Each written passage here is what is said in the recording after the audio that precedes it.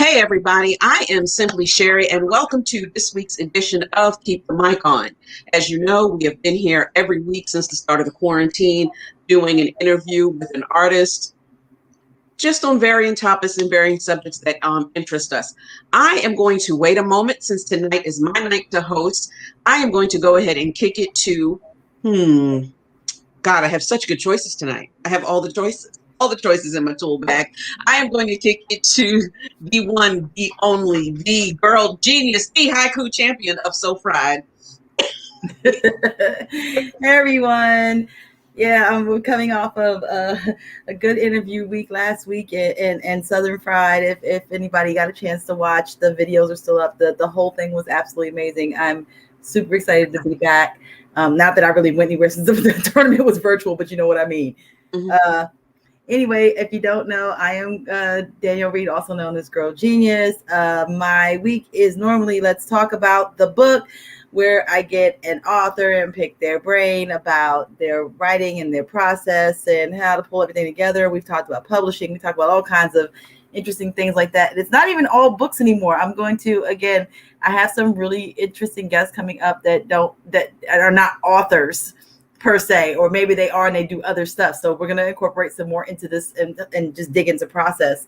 So there's that. That is my week. I am the first week of every month. Yay. And I am going to stop talking and I am going to kick it over to another of our hosts.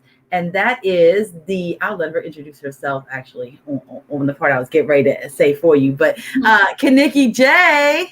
Thank you, girl genius. High school haiku champion, queen of it all. I am Kaniki Jakarta. I am happily serving a 3-year term as the first Black Poet Laureate of Alexandria, Virginia. Always happy for my night. I see we have our other hostess who is in here. So I was trying to add her on. Got her. Hey, Charity. Trying to do it on. So yes, my week is called Poets and Platforms, where I interview poets who have platforms for the art. Sometimes it's not poetry platforms, it's other type of platforms, because I'm looking into all the things that poets do, and it's not just poetry a lot of the time. So we are very artistic people. I host the fourth Sunday. I'm sleepy, y'all. Apparently, the fourth Sunday of it all, of this awesome collective. This is the perfect opportunity for you. Hey, Facebook and all. This is perfect opportunity for you to tell your people that we are live streaming right now, and they should be joining on, because they are missing the introduction, but they do not want to miss our special guest for tonight. And I am going to kick it to our other co-hostess, Breezy. Breezy F? Are you Breezy F tonight? What is going on? Breezy F, lady. Breezy What F. up? Breezy F in the house. You know what I'm saying? Yeah. I mean, that's my other name, but some people call me Charity Blackwell. But today I'm Breezy F. Hey everyone. Yeah, I'm short and straight to it. Charity Blackwell here, 1/4 of the collective. Keep the mic on. My night is called Art Therapy, and I like to interview artists who use their poetry or art, because I've had not just poets on here, I've had musicians on here as well. Whatever their art form is, as a way to provide healing, whether that's for themselves and or their audience. And it's just been an amazing experience. Been doing this with this amazing group of women for over a year now. Looking forward to how we're going to continue to grow and utilize our platforms, our experiences to just provide amazing events for different reasons, and for many artists that are out here locally and across the world. If you're watching to just, watch a certain artist, that's great. But check us out every week, because I can tell you, as a host, I've learned and discovered so many different artists, because we're all pulling in from our different networks to create and build a platform to give you all a plethora of an experience. So don't just come and tune in because I'm doing it, or just because Simply Sherri's doing it, or just because Girl Genius is doing it, or Nikki's doing it. Come in every week, because I promise you, you're going to learn something. You're going to leave with a lot more than what you came in with.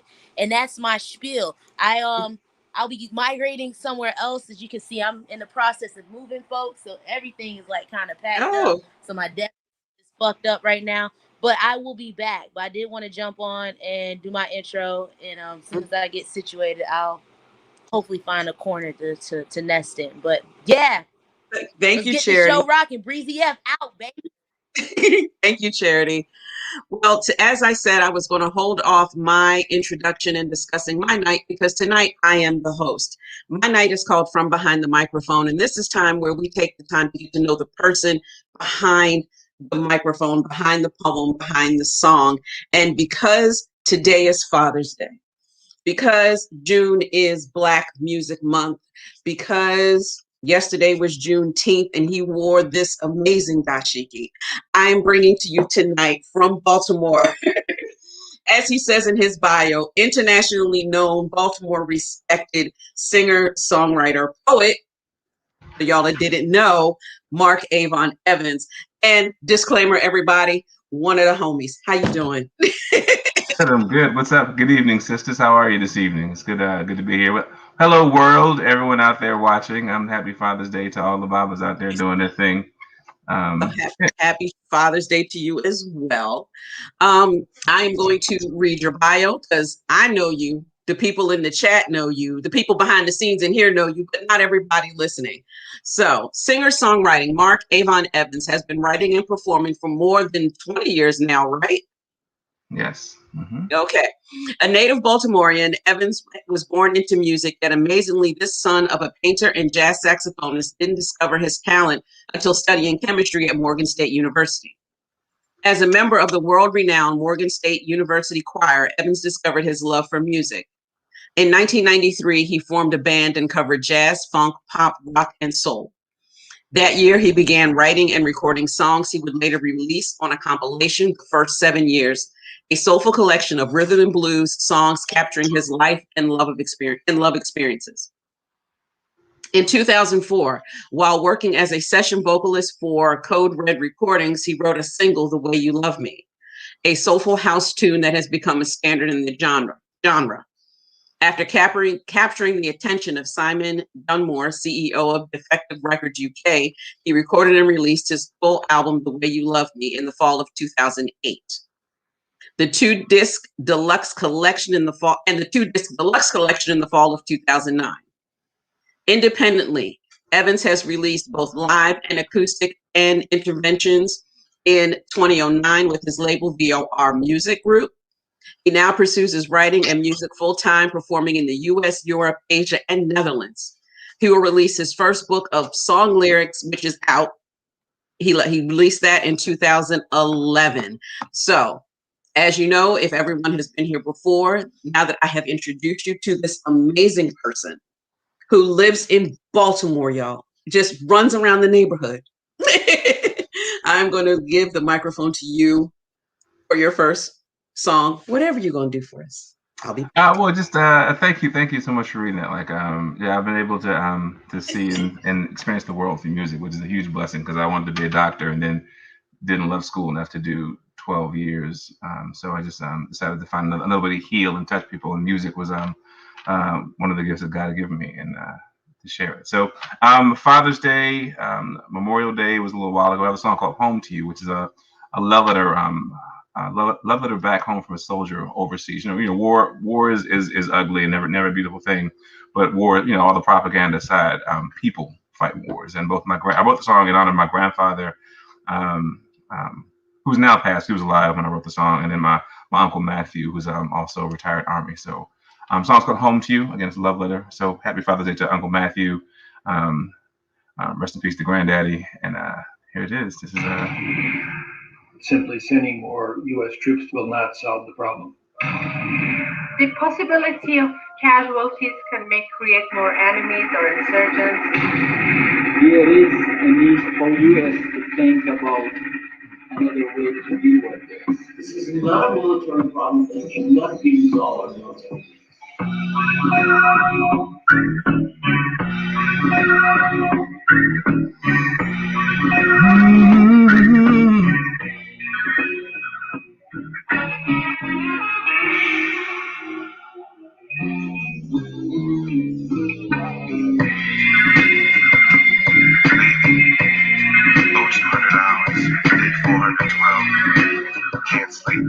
I had a dream of you. I cannot get those images out of my head. Anyway, I asked Sarge about us going home soon. He said we go home when the papers come. I have to ask again. Even though I can see he wants to go home as bad as we do. I left for war the streets for this wonderful land. Each day I pray the choice I made is in alignment with God's plan. They said I'd be all I could be, just trying to be more than what I've been. It's either fine print never said, I might not see your face again. Just know it's hard, so hard to see the things I've seen. To realize forevermore they're a part of me. It's true, the life I've lived shows me I have things to prove. But no matter what happens here, baby, I've got to get home to you. Oh, gotta get home. Being here's the hardest thing I've ever had to do. I mean, you know how I lived before what I was into, but this right here is real. I'm here for me, for you, for the baby. Write you 2 letters every day. At times that's all that keeps me sane. And in my head I hear your voice, drowns out all the fear and pain. I can't explain what's going on, just know it's worse than what you've heard. There'll be some stories I can't tell you, cause on this flag I gave my word. Just know it's hard, so hard to see the things I've seen. To realize forevermore they're a part of me. It's true, the life I've lived shows me I have things to prove. But no matter what happens here, baby, I've got to get home to you. Oh, gotta get home to my baby. Oh, gotta get home to you. Gotta get home to you. I've got to. Gotta get home to you. Gotta get home to you. Gotta get home to you. Gotta get home to you. I've got to. Gotta get home to you. Gotta get home to you. Just know it's hard, so hard to see the things I've seen. To realize forevermore they're a part of me. It's true, the life I've lived shows me I have things to prove. But no matter what happens here, baby, I've got to get home.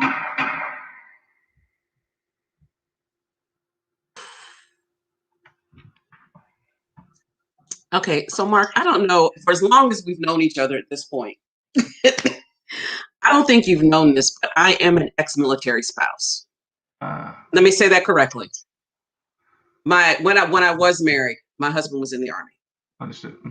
And he went to Desert Storm Round 1. And I really think this is the first time, as many times as I've heard that song, that it really put me back and hit me from being on that other side, from being on the side that I come to that from. Ooh, God, I love that song. Okay, and you've already told me the inspiration for it, so I am not going to go back there. I mean, and also, some of my brothers, my circle of musicians are a bunch of like Kevin Jackson, as a matter of fact, is ex-Marine, did 2 tours in Afghanistan. Like, so I definitely am surrounded by and have been, I work with various agency bands where like half of the guys are from the Navy or military dudes. So it's, every day there's someone who leaves home and goes out and sacrifices and fights for the simple freedoms, good, bad, and indifferent that we have here in this country. So, yeah. Yeah. I'm very appreciative. All right, let me go ahead and recollect. I'm sorry, y'all. I completely lost my composure. And I know I'm talking to the homie, but and I also miss hearing you live and being in your presence live. I haven't seen you since last September. I definitely miss being around you, because you definitely, in addition to supporting us, you kept us working as hiring us for various events, for poetry and wine and Yeah. all kinds of things. So we Yeah. appreciate that. We miss you. I miss you. I miss hugs too. Like, I know. I'm on my way. I'm on my way back out one of these days. Actually, I was just in Baltimore last night. For for Boston. your new series. I Yeah. did a lot last night, yesterday. So, but that's another story for another day. Mhm. So, the first question I'm going to ask you is, especially as a person who was more of a full-time artist before the shutdown and the quarantine, Mhm. how did you handle having to transition? I mean, it was a kind of a mixed blessing because it was, when you're a hustler, by trade. I've been a retail manager for 30 years. I've done music, in between that, because retail, like kind of like being a server, you're able to jump in and jump out. If you do a good job and you have a good rapport, you can step out, and when opportunity comes up in your art where your passion is, you go there. And in the interim, you kind of come back home and you have a stable job, because I'm also a father. I got to take care of my kids, and they got to eat, and they need insurance. So, it's important to have some stability. The shutdown was, definitely difficult for me, because music is so therapeutic. Like, it's one of the things that I can always go to. And, whether I'm doing a canned show, like, a cover show where you're playing a bar and just having a good time and cutting up and, reading the room and playing off the room, or playing a set of my music for festivals or private things, or for me, I travel internationally, so usually I'm out a few times a year, which is one being able to see the world is a huge blessing, and it's also more lucrative because I get paid more to work, do my music, and so weird. I fly overseas, and I'll do a 20-minute show or 30-minute show, and make a real income as an artist, versus like playing a bar or club, some weddings here and there. So that was challenging, but the blessing was that I was at home with my then wife, and so we parted amicably last year, and it was already part of the plan. But I was able to be a full-time home dad with our now 7-year-old, and for my mental, my health, I've been running so much, doing so many things, trying to take care of everybody, having time to just kind of stop and sit. So kind of like God forces all to stop for a bit and reassess. Like, of course, there were lots of challenges around that, but being able to sit still and focus on what's really important. I had much more deep and real conversations with friends and family. I was able to get my health better. I lost weight, and just being able to sit still and focus on me. It's not trying to run from thing to thing, back to family, and that other thing around it. So creatively, it was interesting. I was able to do like now, doing this virtual thing. Like we all learn how to have fun and connect and share virtually. So I did a few virtual music festivals. One or two were international. Some were some IG. Some people have regular podcasts or vlogs or what have you. I was able to perform quite a bit that way. And then through Creative Alliance, Kevin I Irvin. was going to bring up Creative Alliance because I thought that is such a good. That was an amazing thing that Creative Alliance did. So I definitely want you to talk about it, and I'm going to tell you, even if you are not in Baltimore, how you can also take advantage and have this happen for you, like I did last September. So I've had a residency there for like 3 years. Like, I was able to, I performed there several times at various different events, like probably going back like 15 years ago with Ab Rock and Femi, back when I was like just doing backgrounds with hip hop artists or whatever. And about 3 or 4 years ago, I was talking to Brooks Long, and Brooks Long was still part of the organization, and we had this idea of like what's called Baltimore Plays. So I brought a series in where I've had Acoustic Thursdays and this is our 13th year. And we kind of touched on the fact that I've had an open mic in Baltimore that was weekly for 12 years, like every week, with the exception of like severe weather and like holiday breaks. We were there every Thursday for 12 years. So through those 12 years, I've met many amazing artists in the DMV area, and of course we had local and touring artists. But I had the idea of like doing a series where these artists weren't just playing coffee shops and like playing for change. Let's do a show. We have a good time, and we do this cross marketing thing called Baltimore Plays. Well, my band's called Soul Center. Would back up. We'd find a group of artists. We do iconic works of music, like we did Schoolhouse Rock, we did The Wiz. We did Soul Christmas. We did a Motown show. We did an 80s, 90s show. We did Lauryn Hill, The Food, all that stuff. Yeah, gotcha. Okay. Interjection.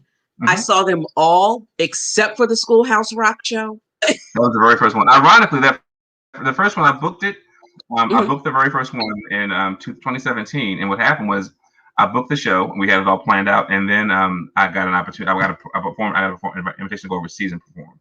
So I had to. Thankfully, my brother in music and my brother in spirit and community, Jamal Blackwood Collier. I said, brother, I need you to lead this, because like he was part of the show. It was like we had a whole crew of friends and families together, white and black, because I wanted white Baltimore to meet black Baltimore, and hip hop to meet bluegrass, and it was intentionally a Baltimore series where I wanted to feature and rotate the artist out. And so Black Root and the Black Root Underground, they hosted it, the very first one. And when I got back, I did something at Towson on WTMD with them for the Children and Family show in the morning. And then we shifted back to the Wiz in the fall, and my full crew came in, and we did the Wiz. Everything I've done every one, obviously, except for the very first one, but the idea is still there. And we did Lauryn Hill.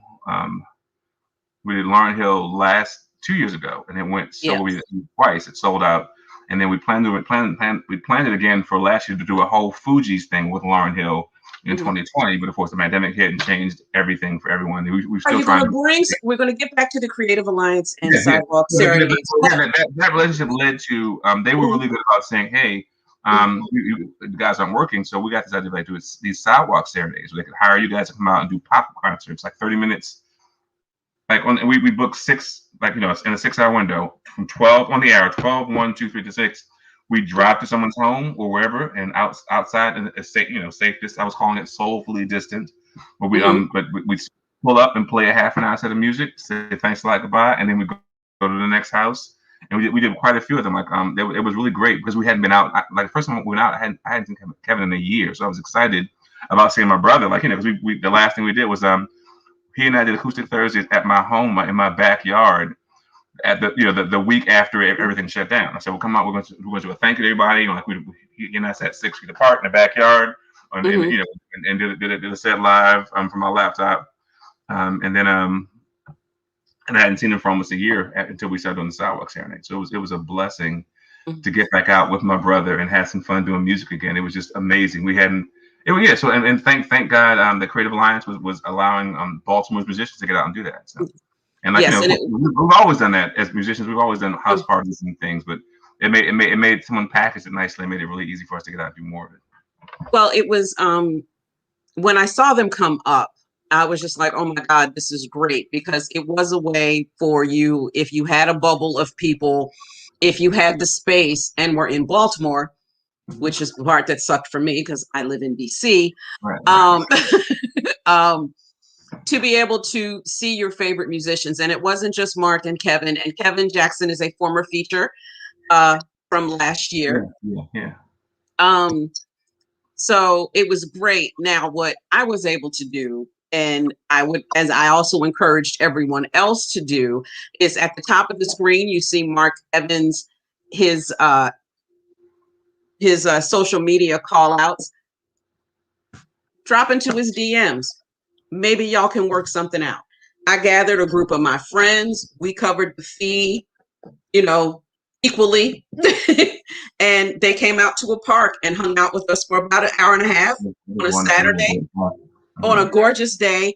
And when you've been locked in the house for 6 months, to be in the park with your friends, with wine, hearing some live music. So, yeah, drop into Mark's DMs and discuss it amongst yourselves. You can go down in the DM with me. Hit me up for real. So you and Kevin have such an amazing synergy. When you started doing the Sidewalk Serenades again, and I also know that other members of the band were there, was it just as like falling off a bike, just really natural, or did you guys have? I mean, I've known Kevin for almost 30 years. I met Kevin, and we were in our 20s, and we met at a talent show at Notre Dame back in the 90s. They had mathematically, the 90s. And as I said, he's a cool guy. He's always he's always a very cool, quiet, collected, laid back kind of cat. He's kind of like in the shadows. He's kind of like, I'm a cool guy. I was like, he's a cool guy playing guitar. I kept running into him after that meeting at the talent show. We had friends at the school when I was singing with a friend of mine who's playing guitar for a talent show for the college students, and we were all college aged. And I kept running into him over on different scenes, different bands in Annapolis with Annie Sidley. And my old guitar player for a while, I had a band of just Kevins. It was Kevin Ellis, Kevin Jackson, Kevin Powell Sr. So it was Mark in a band called Kev. Like so he and I have been friends for years and brothers in music since I think officially since 2004. When we actually started. He booked a band a gig for us at when he was new to our band at Rush Hour in Randallstown, and we were there every Friday for like 5 years, and like we really we they helped us to really shape our sound, our show, learn how to read a room and play the room, and even like playing like we play these stepper parties, the cabarets and stepper shows where it's different as a band when you're playing for steppers. If the song stops, you don't stop and change songs. You got to keep them going. We had to learn how to read and work songs. So we have an amazing synergy, and we have like almost like sports. We have signs for the next song we do for kids, so we just test the butt for the butt. Like we have all these things. We just a look, a word, and all these inside jokes musically. But Kevin is just truly a brother from another mother. We've been bros musically for 25, 26 years, but it feels like we've been connected like for lifetimes. He's a good dude. Yeah, that's a good friendship to have. Again, I would we're going to talk more about Acoustic Thursdays as well. In fact, let me slide that in real. We're going to do that now because I'm going to slide in the advertisement. They are back on first and third Thursdays at Next Phase, Black-owned business in Baltimore City. You definitely, for the synergy and the excellent entertainment that we are talking about, you definitely want to get out to Acoustic Thursdays. So, how would you explain to people that have never been to Acoustic Thursdays what Acoustic Thursdays is? Well, I mean, and basically it's an open mic, but it's more of an artist where I would feature artists. It's an indie series or a songwriter series or a writer series. It was poetry and music. But we started like ironically it was Kevin, Chuck, and I playing with Adrian Blue. He had a gig over at the New Haven Lounge, like a historic jazz club for decades in East Baltimore near Morgan State. So we were there one night on a Thursday for a show together. Like, he did keyboard and vocal, and Adrian was singing, and we played our set. And the owner, Keith Covington, loved it so much that you guys come back every week and do this. I'm like, oh.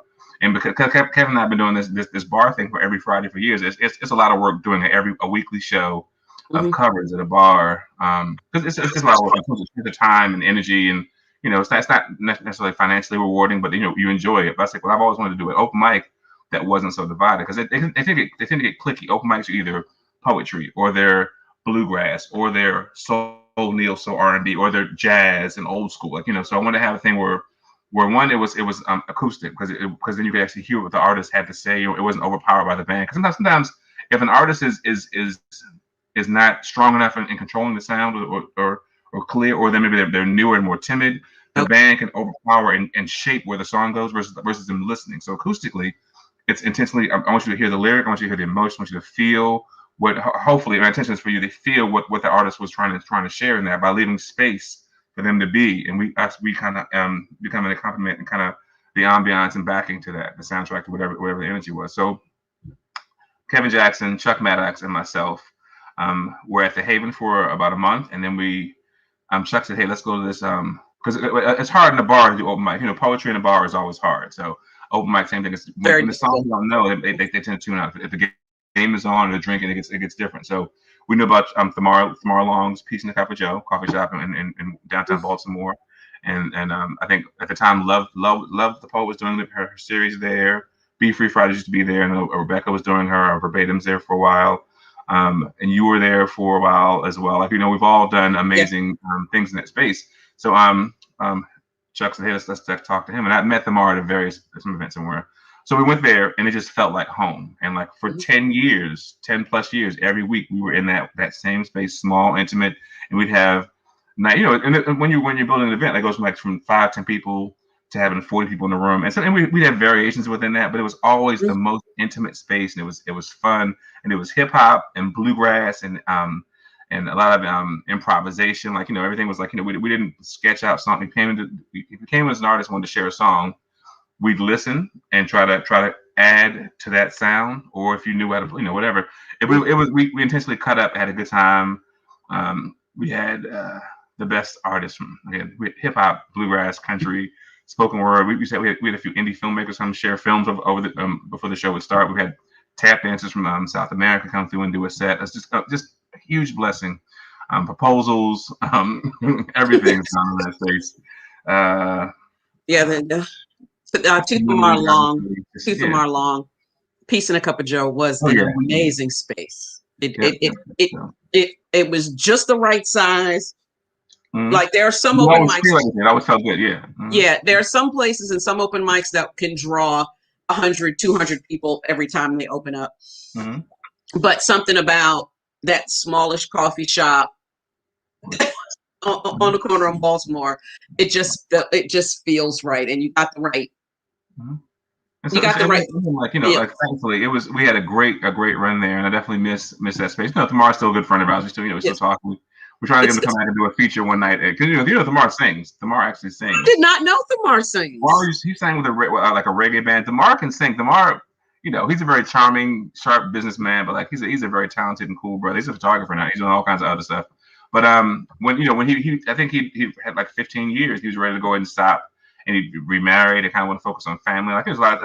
Having a business when it's just yours, and it's a small business, is very time consuming. And it's 7 days a week. It's it was serving the neighborhood and the University Hospital of Maryland. When he decided to go and close the doors, he let us know in advance. And I've been talking to. I played for Tony at Phase 10, his restaurant has been on Howard Street. And then when they closed that and reopened and opened a smaller space again called Next Phase, he asked us to come down. I was playing there already. He said, "Hey, I'm looking for a new home for my series. I'd love to have you guys down. Come on down." And he welcomed us right in, and we're rebuilding the event in the space, but the core is still there. It's me, Chuck. I think right now I'm Urban Madness playing guitar with primary. Kevin's taking a little break. He's been with us for 14 years. He's working on new music and new performances. So but yeah, the core is still the big little band, and then my sister sing with us and help co-host, and we've been having a good time so far. So we're back in 2 months into it now. It's almost our third. We start features in July. So. The second half, I can't remember who it is. I just started booking features for the. So I'm gonna hit you up. Obviously, we're gonna get back into the full flow and do twice a month. That way it feels safe, controllable. But yeah, that's it. That's cool. That's cool. One story Kevin told me last year, and I'm curious why. This is kind of like the second part of the story. I have a poem that is called "Sparkly Things." It is a love poem that everyone enjoys. When I play. Huh? I love that. Great poem. Yes. So I asked Kevin when he was here last year why the song selection when I do that there is "Lost Without You." Yeah, the Robin Thicke cut. And his response was that was your idea. So my question to you, that's what he said. It was your idea. We're so in the moment, like whatever feels right for the. Sometimes it's the room. It could be the poem. It could be the room. It could be what's going on and what happened before you came on, and then that became probably may have stuck that way. But go ahead. Ask your question. So that was my question. So my question to you was, what made you think of that song particular for that? I love the beauty. It's very beautiful and simple. And it's a lot of space in there, and it doesn't. Again, I wanted to make sure that when words are being shared, you can hear the lyric, and so it's a soft, pretty song. I love it. It's a beautiful song, pretty much, and it's very simple. I was just curious. So if you go to Acoustic Thursdays as a poet, and the poets are very much welcomed in that space, which I do want to let everyone know you are very welcome. The plan will play with you and, play behind your poem. It's a beautiful moment. I've done that poem there for 7 years. And for 7 years, it's been, I'm not complaining because it's a beautiful thing and I love it. It's Lost Without You. Because I'm always performing and I'm in that moment, I have never seen it. I have never heard it other than to hear Kevin play. But to hear it as an audience member, I've never heard it. Right. So we'll do that. Huh? One of these days, I'm gonna get it recorded. And record it. Make sure we share it because you should be able to see it. That's one thing about being an artist. Sometimes when you're in the zone performing. Unless someone's documenting and recording it, you never get to see how you look. It's very important. I was having a discussion recently with one of the elders who's coming out recording some shows and trying to document. He said, really, you don't try to save recording your shows for a magical moment or a big show, right? Because magic happens every time you touch stage, and you can't recreate what happens tonight. So get document as much as you can to make sure you can capture it and share it. So true, because there are reactions that happen. There are additions that happen that you can only capture live and in that moment. Now, you may have a bad performance in that moment, but the next time you record, it might be perfect. You don't know what you're going to get. Right, exactly. So you try to capture what you can capture, because the beauty is in the moment. So in your bio, now we're going to talk about you and your career a little bit. In your bio, and you've also mentioned here that you have performed locally. You're very locally known, but you have also performed internationally. What was the initial connection that you made to do that? Because that's, of everybody I know, you are one of the few that performs regularly internationally, including Georgia, the country of Georgia, y'all. Yeah. It's like one of my second homes. I've been there. I've been there like almost annually for like 11 years. It's crazy how that works. Mm-hmm. Yeah. So Irvin. You know Irvin. Yes. My bass player, guitar player. He's my first bass player when I first formed the band. My band was called Voice of Reason originally, which is like VR Music Group came from that. Okay. Back in '93, and he had been playing with Basement Boys as I said, for Crystal Waters and all those big dance, like late all the '90s big dance hits were coming out of Baltimore. Mm-hmm. And then between doing work for Crystal Waters and other big stuff, they were doing remixes for everyone, because they were great producers of dance music, internet, which is huge in Europe. Ironically, for me, the house music thing came along because in the '90s, I was trying to get to labels. I was submitting demos to labels, and there was like, as hip hop was coming in and R&B was kind of like, every label was like, well, we went the hip hop, we went that new sound, and I'm more of a classic R&B kind of, very Will Downing, very Brian McKnight, guys who influenced me early in my career.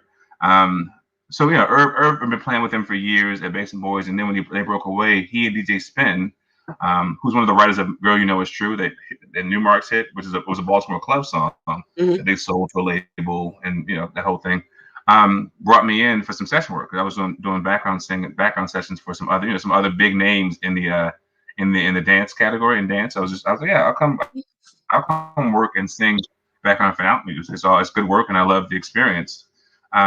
But I said, hey, let me write something for you. I'm a songwriter, and I feel like I'm singing ABC lyrics. Let me write a song for you. And they gave me a track, and we talked about the idea of the song, The Way You Love Me. I said, okay, cool. So I went home, wrote the song, and recorded it. And that was in 2004. In fact, I had my kids. Remember Zando? I don't know if you remember Zando or X&O in Baltimore. It was a coffee shop called X&O. Yes. Yes. And in fact, our Acoustic Thursdays really started there on Sunday nights. It was me, Kevin Powell, Chuck the Maddox doing a Sunday a month there at another coffee shop, and then that led to us eventually wanting to do a full open mic series. We were performing every week and inviting people up to sing. It wasn't intentionally open mic; it was us playing the acoustic set. But so I wrote the song in 2004, and I just released my first R&B, my first indie thing on my own label. The first 7 years R&B, very very smooth jazz R&B, very R&B vocal. I was all in my Will Downing bag at that point. And a DJ overseas, back through like MySpace, he said, "Hey man, it's debating myself, MySpace." He said, "Hey, I love this song. This is your music. Can I play it on my radio show in the UK?" And I'm like, "Please, yes." A few months later, I'd written "The Way You Love Me," the house tune, and he also had a label. So he said, "Hey, is this you on the same guy who said, is this you?" He said, "Wow." So I didn't realize he licensed the song to his label. He signed to his label, and then another label that liked the song, a bigger label, Defected, which they were huge, like they were like a Motown type label in the dance and house and dance music, picked it up, and that led to a whole career. So then in 2005, I got a phone call to come perform it in the UK. I'm like, haha, yeah, who is this? I told the guys that had a song doing well overseas. So I was like, who's with this fake accent? Like, hey, Mark, come over and do a show. And it was a legit promoter. They sent me a ticket and quoted me a price, and they flew me over, and I performed for 15 minutes. And you fly 10 hours, and you sing. And I'm used to singing for like 4 hours a night in the bar or club, like all the covers, all the songs that I know and love. They flew me over, and I did my big song, a new song, and I put a little Luther Vandross, and I had a 15-minute demo, a performance track, and it was the weirdest thing to sing 15 minutes for 10,000 people in the room who half didn't speak English but were singing my lyrics. It was just so emotional. I was like, wow. And then, so of course that led to the song did well. My performances were great because I was a performer. I came from performance to studio. So sometimes you go the other way around. Sometimes you write and then have to learn how to perform. I didn't record until later in my career. I was really just like a cover singer. I just love singing. And that led to performances, and the label said, "Hey, we like him. Can you do more?" So I write some more stuff. It led to a full album deal, and I was out every month. I was out at least 2 weekends a month performing, just dropping in, doing a 20-minute set. Like, it was the weirdest thing to fly around the world and sing for 20 minutes. When I'm back home, I sing for 3-4 hours, sweating for a couple $100 and some beer and some wings. Like, it was the weirdest thing to have that dynamic of like at home, probably for like 9 years downtown, that wasn't playing reggae. We were like actually R&B soul club and a band in an Irish pub. We played black clubs and jazz clubs and house party, whatever. But I go overseas and I get to sing my music overseas and get paid for it for real. So it's been a huge blessing. And that led to I had an agent book me for a while, and then after the label thing it was a label thing that fell apart between producers, my home production team, and the overseas labels. It was a whole bunch of stuff, political. I don't control that part of it as an artist, but I was like, well, fine. People say, hey, through Facebook and social media, people say, hey, Mark, we'd love to have you. I'm like, I started booking my own work. I said, well, these are my terms. I need airfare. I need half up front, and I will come out and I will do a 25-minute show, either a track date, or if you got a budget for it, I will hire a band locally, send them music, and I will get there the night before. We'll do a rehearsal and I run a show. And I've been able, in 15 years, I've done 25 countries and second passport book, and I've been blessed to be able to perform live, and in the mountains of Italy and in Ibiza, Spain, in Croatia, by the ocean, like, just amazing. I've been able to, just Japan. Wow. I've never thought that Amsterdam, Rotterdam. I've been to Australia. Who'd have thought this kid from Baltimore, whose parents are both musicians, who knew I loved to sing, would be able to see the world through music. So it's been a huge blessing. Now let me ask you a question, because you are an amazing singer, and I do. You know what? I'm not gonna lie, y'all. Like I said, this is one of the homies. My brain is like, all the questions are coming like this. So, because you've been singing for so long, as you're saying, you started in 93-ish with the Morgan State Choir.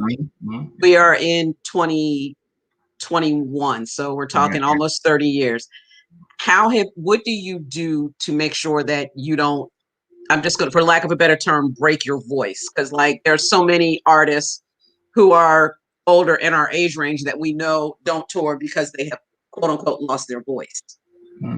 I mean, well, that ironically, that's probably 2 years into it. Into my house career, my full-time career. Was I even recording the house then? I know that the year that I left my job in 2009. I've been with Estee Lauder. I've been a retail manager for Aveda, and I worked at Aveda schools and Origins, and I'm still in retail right now with Estee Lauder. But I left my job because I had signed the deal, and I was performing I was performing like 2-3 weekends a month overseas, and I kept getting offers to go, and I didn't want to miss the opportunity, and I also didn't want to disrespect my job and like make it like, let me leave on good terms. Right. And do this career thing, and like probably 2 or 3 months into leaving my job and becoming a full-time artist, I lost my voice, which was but it was also when you're a full-time artist, you perform a lot more, and singing 3 nights a week, and I'm talking 3-4 hours of music, and I'm doing a wide range of classic rock and soul. I'm screaming, and then I was I used to smoke cigarettes. I smoked cigarettes for 8 years. Like I started at 33. That's how you know. The stress is real, man. I was stressed, and I was dating a young lady from Jersey who was a cigarette smoker, and I would smoke I would enjoy the recreational. I'm with friends in safe circles. I was never a pothead. I definitely, someone had clove cigarettes one day. They smelled wonderful. I tried them. My girlfriend was saying, I'll help you find the cigarettes you like. I was like, that's so funny. It was literally, so for 8 years I smoked. And so I was smoking cigarettes, playing bars 3 nights a week, and, drinking, because the bars, you eat free drinks. So, we're drinking alcohol and beer all night, up late at night, my health, I was probably like 60 pounds heavier.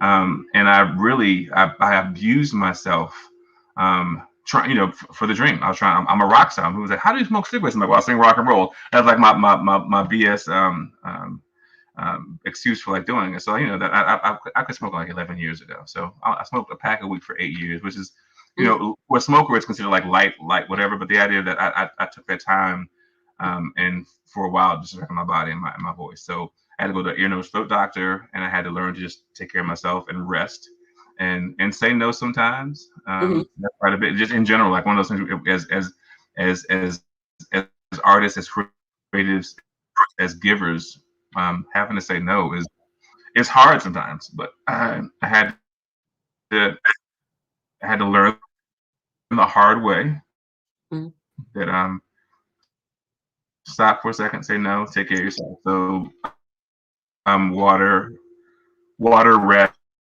is very important. Doing vocal exercises, I try to make sure I'm always humming, singing, keep my voice warm, ready, and I do my scales and trills before I perform. So when do you do that? Because I know I've never heard it. Thank God I have it. I've been able to keep it. And it, I'm sorry. My question was, when do you do your scales and your because I've never heard you do it quote unquote in venue like I've heard like maybe like some other people try to. Okay, one more. Okay, everybody, connection issue. Please stay with us for. So you got? Are we still good? Should I keep going? Yeah, you're better now. Yeah, you're better now. Okay, cool. All right. So I do them typically on the way to the venue. I do my scales, but I'm always known for like I do this when I'm ready to the mic to kind of see where I make sure I can hear my lows and highs. I would always kind of start like I would just make sure my sound felt good, and I just kind of play around with my voice. But yeah, just noise all the time. I'm always keep my voice is always working. Yeah, I am a. I talk. I apologize. Yeah, I am a.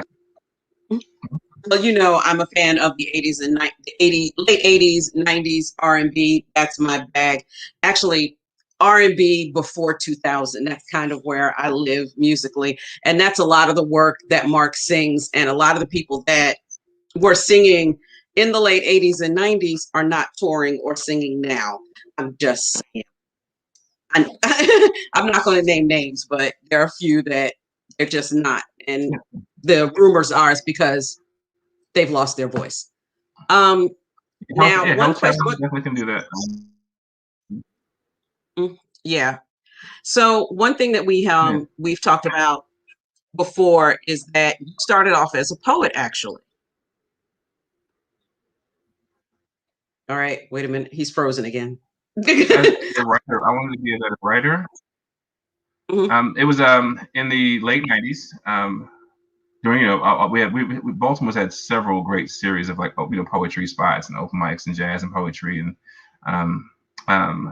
so in the late 90s I was partnered with Jai Hipster and the Minister of Reality, aka Urban Legend, Terry, aka Mr. Terry, Terry Missouri.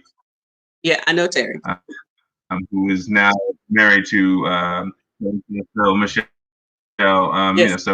But he's Dr. Matthews is also quite amazing and inspiring. So the three of us met on various open mics and kind of formed a union. I'll form the head like this the superhero trio, and we performed around town. And I said, hey, let's get some work, and I got some gigs for us. And then we Terry got the space that was the last space Warm Wednesdays was in down under the bridge on Madison. Remember Warm Wednesdays? Five seasons. Yeah, I remember the 5 seasons. It was called Club Laugh a Lot. Yeah, it was called Club Laugh a Lot back in the 90s. It was a comedy club. And so Terry was able to get us a Tuesday night there, and we hosted open mic on Tuesday with my band, and it was. And even James Collins once told me that our night inspired him to do Organic Soul Tuesdays. So we had it was guitar, bass, and drum. Tanya, Terry, and I. And I want it's the whole idea was that I as a singer I could sing. I knew I could sing. I mean, the radio was full of singers who were singing, but they ain't saying shit. So I was like, how do I wanted to be a better lyricist. I want to make sure that when I'm writing out that I'm telling you stories, I'm drawing you in, I'm painting pictures, and I'm touching it because there's no new human experience. We all still feel love, fear, So I want to be able to tell my stories and stories I've heard and learned, or whether it's my direct story or if it's fantasy. I wanted to write with color. So I spent some time I said, let me not sing. Let me just be able to talk. Because poetry to me it's songs and word rhythm. It's just about being able to find the connection. You work the rhythm and you evoke the emotion and you draw people in the same way. You still want to connect with people. So I took time intentionally to be a writer, so I could actually not just be singing cool sounding stuff that it's like there's nothing to it. So that's true. Every one of Marc's originals, even something as I don't want to call it as lustful as Brown Liquor, I'll say it that way, actually has some depth to it. So that's what makes his originals so very good. All of your songs have some depth to them, no matter what the topic is. And Brown Liquor is one of my favorites, and it is quite lustful. And the whole band isn't here, so we're not going to get into it. It's intentionally lustful. Yeah, it's the it's so funny. It came from a song called "What's the Feel." We had a band. The band was we wrote a song called "What's the Feel" because our drummer kept saying, "Well, what's the feel?" When someone hot came in the room, like it was a sister came in, she was bad. Like, yo, what's the feel? What's the feel? Like that was our thing. Like that was our signal. Everybody look around. What's the feel? And that was the idea of that whole funk soul thing. And then I rewrote it into Brown Liquor. What it was is Brown Liquor was actually on my Intervention CD. And it was a track that I got from Chris Marcel, who's amazing. He produced. I did Home to You. He produced Stalker from my CD. The Stalker song. It's Stalker song. Oh, that's another good song. But it's called Crazy Stalker. CD. Mm-hmm. Yeah. And then and he produced a track called I wrote Brown Liquor over. It was a Leonard Skinner. It had a rock sample looped and Chuck beatbox on it, like all this crazy stuff. So but I try to at least paint those pictures. I try to to tell stories, my stories, my desires. Like I think a lot of artists will say, like, if you ever want to know who I really am, how I'm feeling, listen to my music, because I can sing it easier than I can say it sometimes. It's kind of hard to be vulnerable.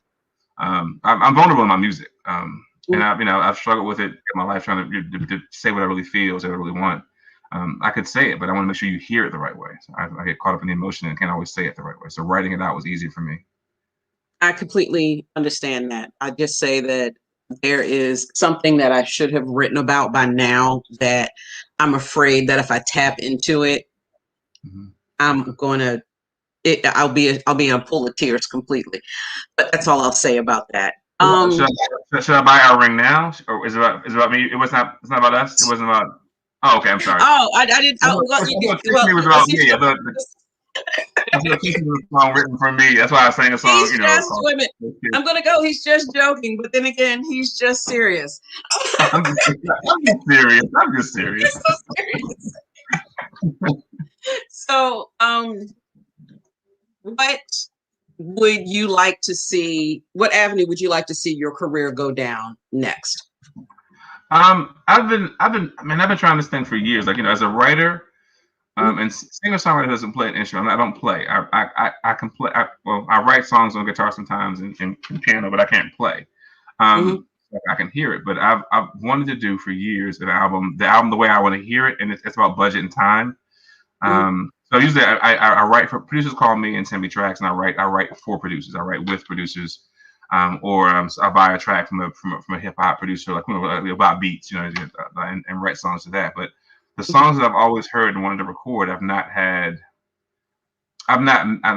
not made the effort or put the time in or the work in to make that happen that way. So there's this album that I've been writing. I probably always had 3 albums in my head, but I wanted to release an anthology of my music. So things that I've written and recorded over the years thus far, and the songs that I've written and not recorded, but because I don't want to sacrifice them and just make them fit into a mold another producer. So I wanted to do like what Gregory Porter is doing right now. Amazing. He's like our generation's Bill with jazz and soul, blues and gospel all in one. And that's really I'm all day a balladeer. I could sing jazz ballads forever. And when I started, that's what I was doing when I first started singing. But what happened was we were playing bars, and jazz ballads don't work in bars. They don't work with a party room. So I learned to be a party singer and be a cover artist. But I would love to just sit and do a true album recorded in the vein of soul, jazz, blues. People know me as either a R&B dude, like and the fact that I've done all that, I do all that. I can go through all those worlds of music because I love it all. I'm genuine to it. I can sing rock. I can sing pop. I can do hooks for hip hop stuff. I can do a cappella beat. Really tribal, weird augmented stuff like musically. But I would love to do an album, a true album of like soul, blues, jazz, like along the line of what Gregory Porter's doing. I grew up on Nat King Cole and Donny Hathaway. I love simmering, like you're cooking, you simmering this pot of all the good stuff, So yeah. So okay, yeah, I'll be. I promise. Yeah. Okay, so yeah, when that's ready, let me know. I got my money. I got my money. Yeah, it's do the. It's okay. It's all right. I'm ready. Because I love R&B, and I think the one thing that's happening whenever I listen to R&B now, and it's very rare that I turn on the radio or let my iTunes just throw in some new music for me, is that either the person isn't singing well or the songs make no sense. So I kind of want good music I can sing to that kind of make a little bit more sense. I had one other question before I went into the from behind the microphone ending questionnaire, which everyone knows. I ask my same 10 questions at the end of the show to kind of, like I said, just to get to know the artist. I hope everyone that is listening and watching is getting something out of this. There will be time for Q&A in a little bit. So if you have a question, feel free to go ahead and drop it into the chat. We will get it, and we will definitely ask Mark.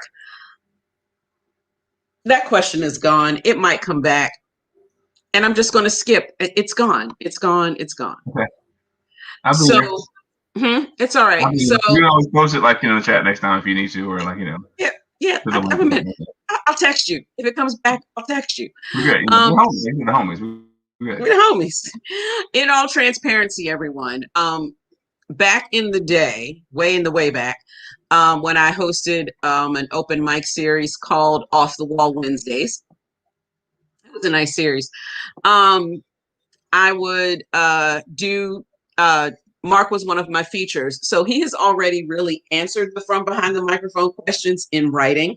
But then again, that was also about 4 years ago. And some of the answers might have changed. So let's see.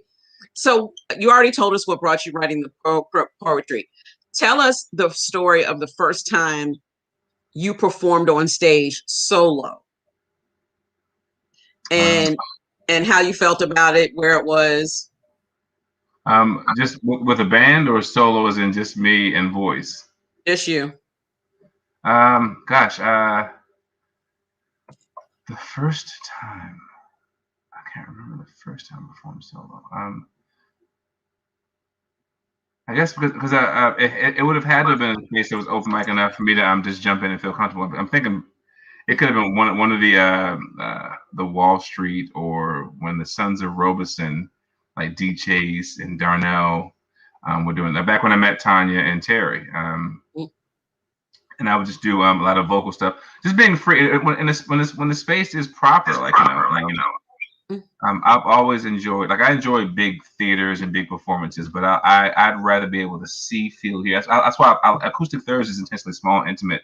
We were always invited. We were invited to come to big venues all the time. You should have moved to a bigger space. I got this. I'm like, no, it feels. I like the intimacy of the room. I want it to be very, very close and intimate, and to feel safe. there's something when you feel like I felt safe enough and free enough to sing and connect, because really it's a conversation. I'm really just talking to you guys and pouring my heart and soul out in song to whoever's in the room. If I'm sharing by myself, I'm not hiding behind the band. I'm not gonna fall behind a guitar solo or like, hey, look, I can't look at someone else like, you got me, all right, I'm good. It's scary, but it's liberating at the same time. So I've always felt the most free when I'm actually on stage. I feel the most free. I feel the most comfortable. And of course there are variations of that. I've been uncomfortable before. I've been awkward. I've had weird nights, but I definitely love being in that space, being able to connect, because I'm just trying to touch and find someone in the room musically through the gift. So How do you recover when the energy in the room is, as you just put it, weird? Like just something about the room is just weird. If I can do so in the space, I do my best to find, like, really we tend to I do in the band, like when we work together, we tend to try to read the room and see where if we're losing them, like a DJ would, like a DJ is known for, like, if they're not dancing, I gotta change the mix, I gotta change it up. Okay, that's not it. Okay, I gotta find where they are. So we do the same thing, and I'm intentionally silly on stage and goofy, and I try to be as engaging as possible. So I'm trying to find you, and I'm not afraid to laugh at myself. Well, that didn't work. Like, I'm not afraid to say, okay, we're gonna try to. Okay, what do you guys want to hear? Try to find it. Like, if I don't know it, I don't know it. But like, I'm not afraid to get it wrong, because I'm willing to work to try to get it right. Okay. Who is your favorite writer? Can be a songwriter, poet, author, anyone. Who's your favorite writer? Ooh, that's tough. There's so many amazing writers. I know that in my bio it said I was inspired by Sting and Sade, because again, like, you're writers with color, and like you could taste the air, and I imagine them sitting atop these beautiful mountains, like, in like these Zen poses, inhaling deep to find the lyrics for the songs. They've definitely was some of my favorite writers. Obviously Prince was an amazing writer and composer, because it was both lyric and composition. Like, I think the first time that I really listened to Adore, but Adore with him just on piano, so you could hear how pretty the chord, not the full production, not the studio, but like him playing it, like one of those like Prince Unplugged or Prince, he did after party. He was notorious for going to a city, playing a big concert, and having some secret concert somewhere, some secret concert. So hearing Prince play Adore just on piano, to hear how pretty those chords were, it's like, oh my God, like Prince is definitely way up there as a writer, as a vocalist, as a performer and producer, just amazing. I mean, there's so many. Donny Hathaway sang and wrote, but he sang with so much emotion. You believed whatever he said. Like, it was so much emotion. It was just so much raw emotion and passion in his delivery. So it's I could have every week it'll be a different answer on that one. No, I figured as much. It was kind of funny because I was just trying to pull up your original interview just to see what you said, but I couldn't get to it quickly enough. If you could have a 1-hour conversation with anyone in history, living or dead, who would it be and why? In history, living or dead. I feel like it would probably be my mother's father, my grandfather, who passed before I died, before I was born. I never got to meet him. So just, I love my mom. My mom is probably the most beautiful and loving and supportive, and of course I'm biased, it's my mom, but my mom is an amazing spirit. Anybody who knows me or knows my mom, Kevin will agree, because he's helped without musically. He's like his family. He's like, yo, your mom is just the nicest. Like, so I just I'd love to meet my granddad to just kind of some lemonade in the porch and just kind of talk and kind of pick his ear, pick his brain, just kind of that kind of thing. So. So my next question is the concert question, but I'm going to ask you one question, then I'll ask you this one. So where do you want to perform? Like, they will put together the band for you. What venue, anywhere in the world or any festival in the world, would you like to perform at? I'd say right now it's the Essence Festival has always been a big thing. I love I love it's a Black music event. It really is. Like, Essence has always been like, it's our magazine. It's and even though all the powers and ownership changes hands over the years, but I'd love to be able to perform on a stage like Essence Festival, alongside some of the people I've loved and adored for years, like, old school and contemporary. Maze is there, and Erykah Badu and Jill Scott is there, and like, and Mint Condition, maybe some Earth, Wind and Fire, some version of the Commodores could be. I'd love to be in that kind of space with those artists. Just to be, I love being around them. Like I've met amazing people in my walk there. But just to be able to perform with them and be totally comfortable in my full set. Like, it's one of the things that, I still get sometimes scared to be all me on stage around the big people. But I mean, I am who I am. So I would love that. I think that's a fear for everybody. Even as a poet, there are poets that I know that I still am like, yeah, I just do this little writing thing. Like, I don't, whatever it is you're doing, I'm not doing. I'm just over here doing a little writing. Right. And they're also just people. Yeah. And they have emotions and fears and challenges, and they are inspired and not inspired, and and I'm sure they have good and bad nights, but just we're all just trying to tell our story, trying to and sing they our appreciate songs, And the thing is that I'm going to say this: no matter where we are on the stratosphere, on the ladder of art, the people above you still appreciate you and still appreciate your work. It's just sometimes we just sit back going, yeah, no, I'm just here. And honestly, I think the best that I was in Germany in 2011, doing a Marc Avon set, and I did The Way You Love Me, but it was an 18-piece orchestra, so it was a smaller version, not as big as the one in Japan, but I was doing that set. And I got to do a whole set of my music, and then I did Crescent Moon on the CD. I had to fight to get it on there as a ballad because it was a house label. So that we did the song Crescent Moon I wrote it in '96 with Kevin Powell Sr. and Irv Madden. In fact, I wrote it in Irv's living room and finished Fish Tight because he had a guitar, and I played a melody from a song from another friend of mine.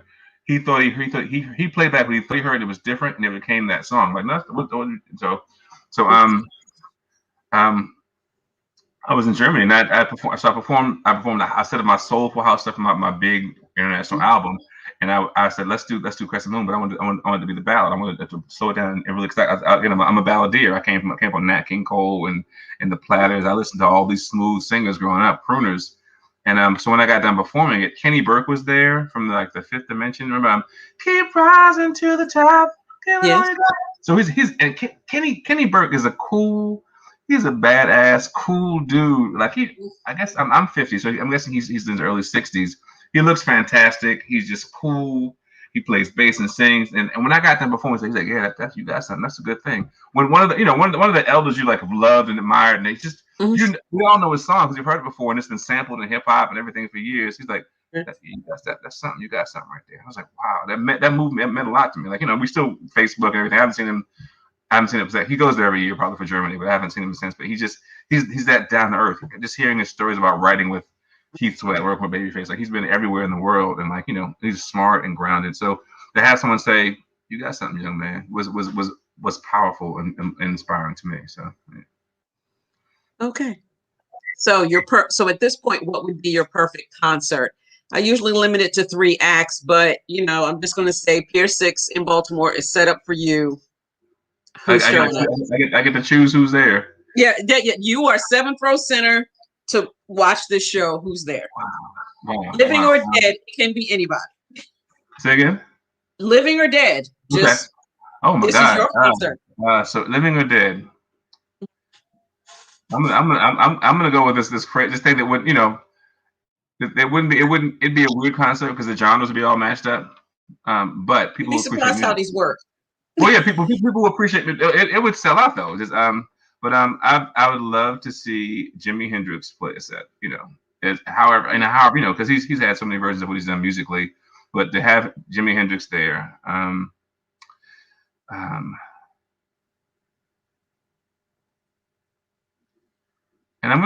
Marvin Gaye, because I always said for a while, like my band was like Jimi Hendrix meets Marvin Gaye. It was kind of like a classic rock, classic soul thing. Right. 2 of them, and then and Donny Hathaway. It's just the purity, and then they're different, and then Yeah, they have similarities. You know, of course, Black American men in the It works. industry who overcame all kinds of boundaries. Um, and had their own struggles, you know, with addiction and mental health. But just they were just beautiful spirits who just were pouring all this beauty into out of their body, you know, absorbing in the world and pouring out beauty, feeding us some of the Mhm. most delicious things spiritually, you know, that came, you know, and you know, within their struggles at the same time. Like, you know, each of them had just I transitions. But just I loved their music, and they definitely were inspirations for me as an artist. Yeah, yeah, as a writer, as an artist. Yeah. Okay. Now, you've already told us some things that I did not know. So I'm going to ask you to give us another one. I had no clue you were studying to be a doctor Hmm. or studying chemistry. I had no idea. So tell us something that most people would not know. Let's see. My favorite flowers. I love flowers. My favorite flower is a sunflower. I'm not afraid to say it. Men love flowers too. I love flowers. Mm. Um, uh, I I've done theater before. I traveled with a theater group in What the did in the late '90s, early 2000s. I traveled and toured with the with Pinpoint Theaters. They were based out of DC. It was Jack Hipster's Tanya's uncle had a theater group, and he'd see me perform. And said, I Mhm. think you'd be there for this thing. So every spring we'd go out and do 1,001 Black Inventions. So it was like, Mhm. you know, it was edutainment. So it was the contributions of blacks and African American or to science and technology. You know, the stuff they don't share with us in Yeah. American history. So it was amazing. I got to, you know, we travel city to city, Mhm. to Canada, coast to coast, and do this hour and a half long play where I'm doing various roles. I'm singing and dancing, and you know I'm become various characters. Like I think my main one was Jan Ernst Van Zeliger, who was um, an African South American, but like he had like South American roots. But he's like an African the one who invented the lasting machine that attached the sole of a shoe to the top of the shoe. So you Mhm. know, I'd be this drunk guy who ended up selling this patent for $1 because you know, and of course it was significant back then, but still to a white man who took it and ran with it, like you know. So, but it was amazing to spend that time as an actor and a traveling working actor all over the country. So. You know what I love about that story, and this is the first time I've ever heard it to everybody listening. That's the first time I've ever heard it, is that it discusses the other avenues in the arts where everyone thinks it's 100% let me get up on stage and do my songs, do my poems, and I'm going to get rich and then be a nationally known, truly internationally known artist. I'm thinking Taylor Swift and Drake. I'm really thinking Mm-hmm. high Right. up. But there's so much going on closer to the streets, and that type of edutainment program, is what hires a lot of artists and keeps a lot of artists working. Yeah, yeah, yeah. It was amazing. Yeah, So it was an amazing experience. Yeah. be open to all of the things. Do you have another creative outlet? And if not, is there something you would like to learn? Um, I mean, I'm so funny. My mother's a visual artist. Mm-hmm. And even better, you know, she's a singer and she plays violin, but she was a visual artist more than anything else. Like my dad's a saxophone player in jazz, funk, soul. Mm-hmm. And then but I didn't. I enjoy drawing. Like, and the good thing having kids is being a father. I get to draw and have fun. But it's very therapeutic. Remember, like for example, it's a lot of fun drawing and the visual arts are very good. I didn't realize I was an artist until working in retail and beauty retail. I had to learn makeup. I was like, yeah, I can. I've been in retail and fashion for 20 years. I can style. I understand color. Oh, I have to apply it with these hands, man hands. Oh, I'm sorry, your eye popped out. Too much pressure. I had to learn how to. But yeah, just being able to I learn makeup, so I can do makeup. I mean, I'm not glam contour. I've got basic makeup skills. I took class and they trained me. But I love drawing, coloring. It's very, very something I really enjoy. So I do a lot with my youngest son. Probably my youngest two boys. Dylan's 12, Ayande's 7, and we have a lot of time. Adna's really good about doing that. His mom is about like we just have these time we just sit down and just paint. We just get paints out and acrylic paint and paper, and we just like have a good old paint. So it's very therapeutic. Even remember, Queen Earth had a series at Queen Earth and Friends at Terra. I mean, she had the coloring thing. I'm like, ain't no adults gonna be in color, and everybody was like, this feels good. Oh God, gotta get Queen Earth on here. And crayons, and this one little, and it was so funny. It's like I say, ain't nobody going. I'm like, oh, that's great. Because whenever I go out to the restaurants with the kids, I'm like, I was sitting, I'll give me a little coloring thing too, and I color. So I really enjoy the visual arts, like painting, drawing, writing, or drawing and painting. Yeah. I'm so glad you brought the stylist thing up because I didn't think you were going to bring that up. So I'm so happy you did, because that was another venue that you did with Devlin at his shop, Not You Vintage. Talk about what that was, because that was such a unique event. Devlin E. Waddell. You can find him at KYV, Not You Vintage, KYVmercantile.com. Here's a new website, a new shop downtown. I met Devlin at X and O when I was having my little Sunday series. He came through one night. His wife's best friend was I used to manage Coach Leather Goods, and one of my part timers was his wife's best friend.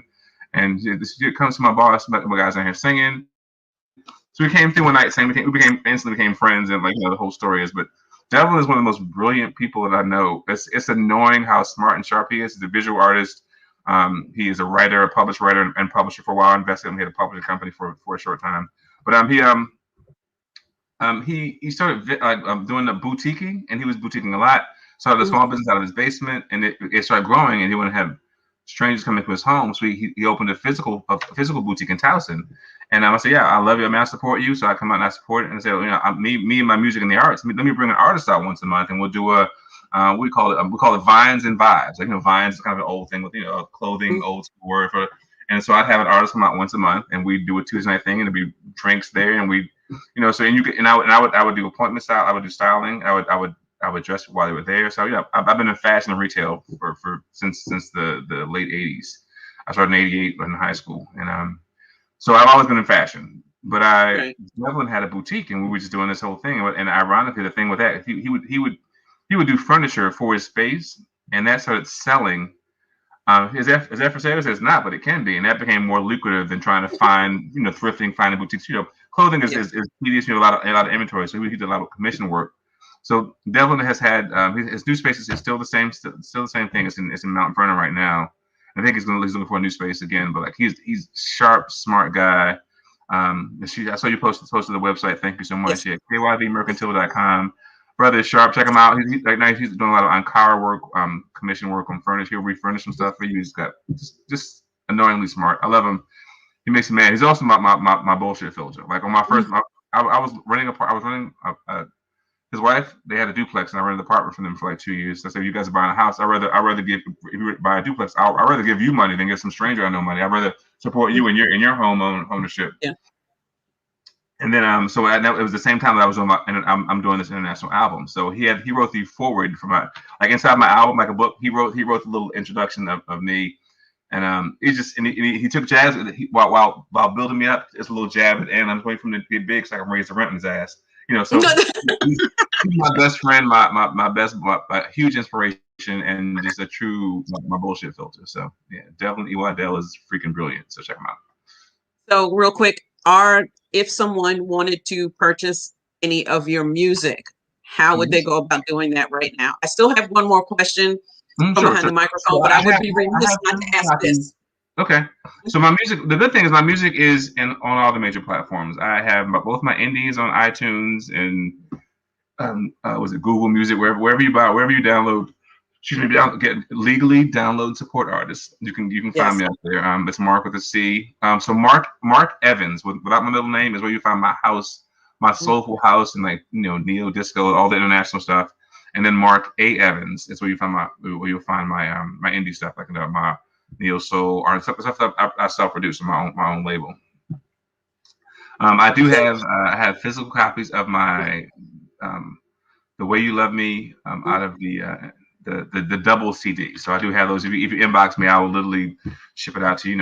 I'm a hustler, so when I perform live, I'm playing this Saturday. As a matter of fact, PJ Times is a wine festival. It's called the Secret Garden Wines Festival. So I'm playing a set 2:00 on Saturday, and I'll be out there with my full band, doing a full set of Marc Avons with a few classic covers in there, and I'll have CDs available for sale. I have them. I have a few hard copies. Most of it's all virtual, digital. Or I'll send you a compilation. Mm-hmm. You can get a box set for me. Email me, and I will just send you the MP3s, or the whatever format you want. I love sending out my music directly. So. Yeah. I have Marc's social media at the top of the screen in a banner. Make sure you reach out to him, because I know he was performing last weekend and I was about this close to being there, and then something came up. And I couldn't make it. So I'm back out there. Yeah, I sneak, I don't tell people I'm coming anywhere because something may happen and I can't make it. And that's basically what happened last week. It's good to have people come back out again. Being able to come back out is a blessing. Yeah, I sneak in places and everybody's surprised to see me because I don't tell anybody where I'm showing up. Mm-hmm. So this is the last question on From the Behind the Microphone. And then I'm not too sure. I think I forgot to tell you that there will be a second opportunity for you to perform. Mm-hmm. The other ladies will come back. They will ask you some questions, and then we'll also solicit questions from the audience. Cool. I got another song ready for you. So I kept it smooth today. Smooth. Yeah. No, I know. Look, you know what? We had our word slave back in February. I'm gonna tell you, he had us crying because we miss live performances. We miss y'all, and then to hear y'all sing. And my daddy and my brother are singers, so it's a whole thing. I love that, brother, man. Word Slave called me a couple of weeks ago. We just hadn't had a regular old conversation. He said, "I'm just call brother." He gave me a phone call. I was sitting in the bar. We just chatted up. He's a good dude, man. He's a really talented artist. In fact, that perfect work of art he wrote with Kevin. He wrote the song years ago, and then Kevin composed music for it. And I just one of my favorite all-time songs. That song is perfection. So it is. That song is findable on both of their projects. A perfect work of art by Word Slave with music by Kevin Jackson. Find it. Trust us. Your life will be better for it. When I first time I heard it was probably at one of the B-Frees at UB. I was like, oh my God! That I before this music, I heard all that brother wrote the hell or heaven into or hell out of that song. However you want to hear it. And I will also say this, and I'm going to reiterate this, and I will say this a million times probably until I expire. Some of the best talent that you will ever meet, ever hear, does not have a major record recording deal. They are not going to get played 20 times an hour on the radio. Please, please, please. Even if you're not in Baltimore or DC, where you can find Marc at all the times, go to your local venues, listen to the local artists, get in with the local artists there, because you just don't know what talent you're missing. So the last question I have, and I borrowed this directly from Inside the Actors Studio. If heaven exists, what would you want to hear God say when you arrive at the pearly gates?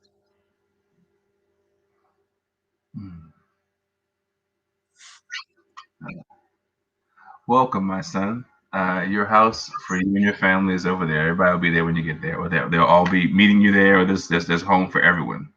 So welcome home. Yes. So everyone, again, I present to you Marc Avon Evans. So this song is it's called "If I Told You."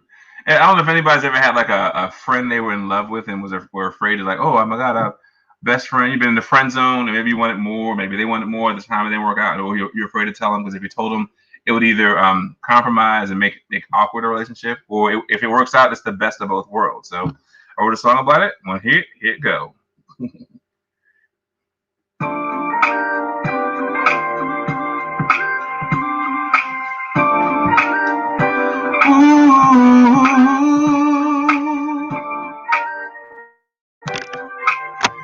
Yeah.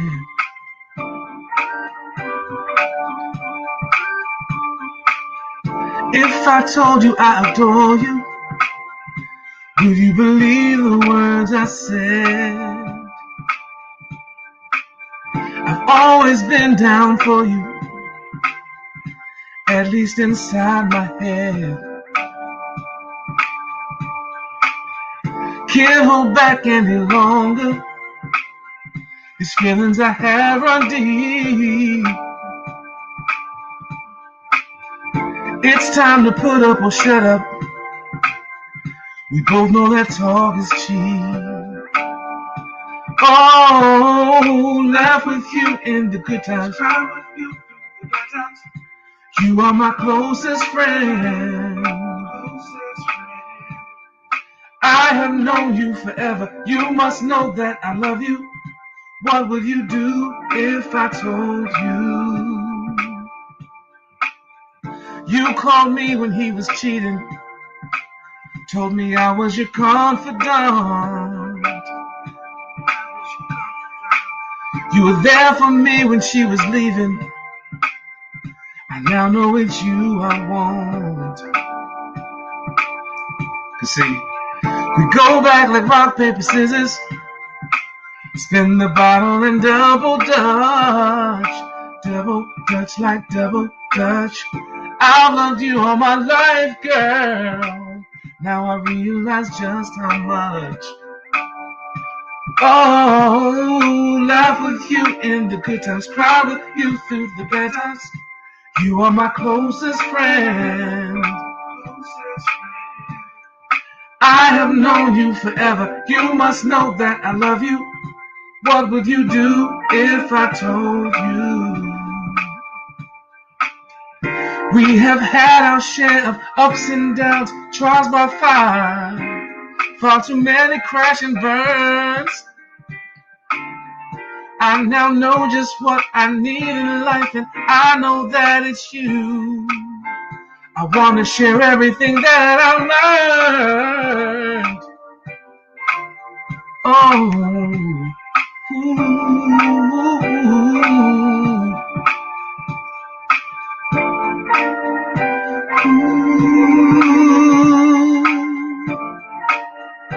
oh, I have laughed with you, cried with you. You are my closest friend. You are my closest friend. I have known you forever. If I told you, what would you do if I told you? Oh, hey, hey. I have laughed with you and cried with you. Oh, that is so gorgeous. Thank you. That is so gorgeous. I am waiting for my teammates to come back. Here they go. All right. Hey, Kaniki. Nikki, what up? Hey, that was beautiful. Happy anniversary too. Thank you. Thank you. Thank you. Thank you so much. Come on, y'all better love on. Yes. You know, the love. You gotta keep it going. You know, because Black love matters. You know, Always. Like a mother. Always. Say it again. I don't think you don't know that Sherri is one of your biggest fans, and not a quiet fan. Okay, because how I know about you is because of her. She's been promoting you, and you know, she promotes you on the microphone when you're not there. Let me tell you, she's talking good about you. When she comes to poetry events, she comes down to Virginia. She always tells people about your event, what's happening. She's been doing that for years. So I just want to let you know that, you know, some of those people that were sitting in your audience, she put them there. I know for a fact she's genuinely a sweetheart and very loving and supporting. I said right away, are you always you supported us, you brought us there. I mean, we the homies because of that. That's my sister. I love you. Yeah. And honestly, what's funny, another thing that I'm not too sure if I've ever told you this, but my family that has attended Acoustic with me, Sherri, where's your band? Like, is the band?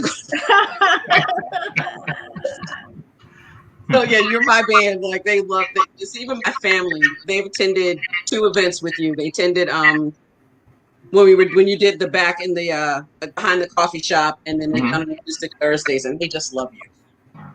And I was a salesman way back in the day. And if it's a product I believe in, Those are the only type of products I can sell. So if I'm talking about it, it's because it's something I believe in. It's something that I know is really good. One question I did want to ask you is, are we going to get another Soulful Christmas? Because if y'all missed Soulful Christmas, y'all missed it. Are we going to get another Soulful Christmas? I've been talking to them. I'm trying to get. I mean, I guess we're looking at possible other venues if we have to. We definitely want to.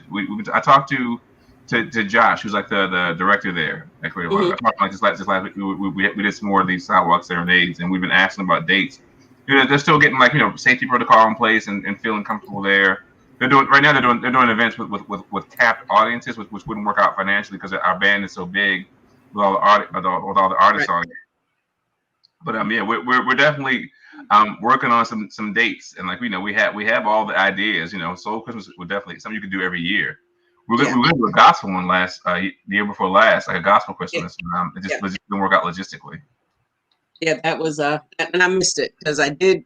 In fact, I got yelled at by those same aunts because I went to the Soulful Christmas and I didn't tell anybody that it was going on. It was great. It was a great show. We had a really, really good time with that one. So. Yeah, it was, and for everyone, if you don't get it from the name, it was all Christmas carols, R&B style. So you got the Temptations.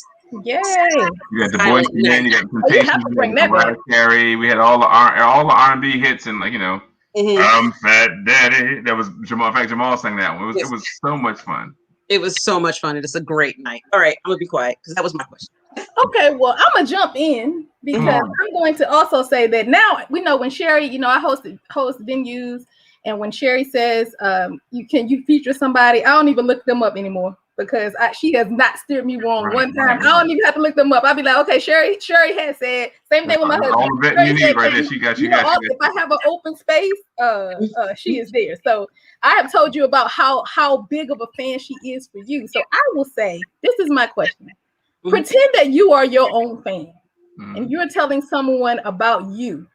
You would say we would have to listen to what song that's going to bring us and make us a fan. What song would you tell people to listen to?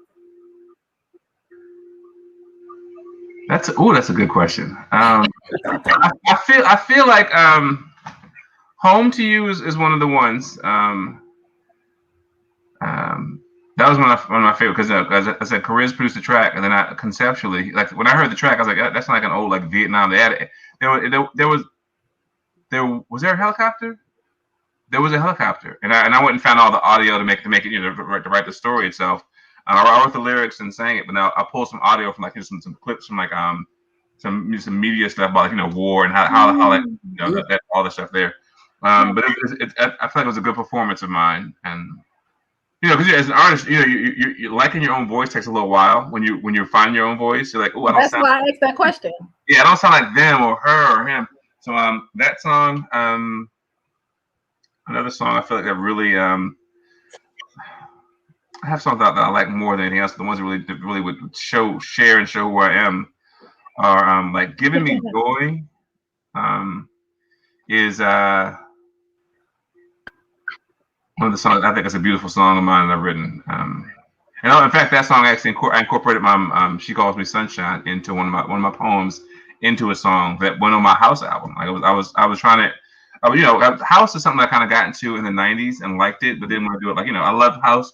I think because at Morgan State, DJ Pope, who's one of my brothers and one of the producers that I worked with for years, but DJ Pope and DJ OG, when I was at Morgan State, they had the audio infusion, or the late night house set.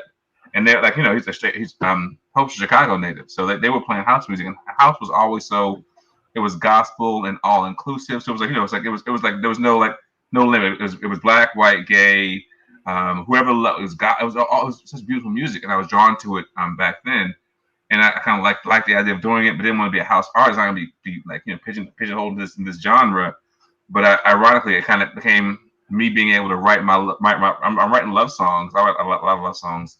But it's just like disco. I'm doing what Teddy was doing, what Barry White was doing. Like it was danceable love songs. I like danceable love songs. Danceable R&B is a genre.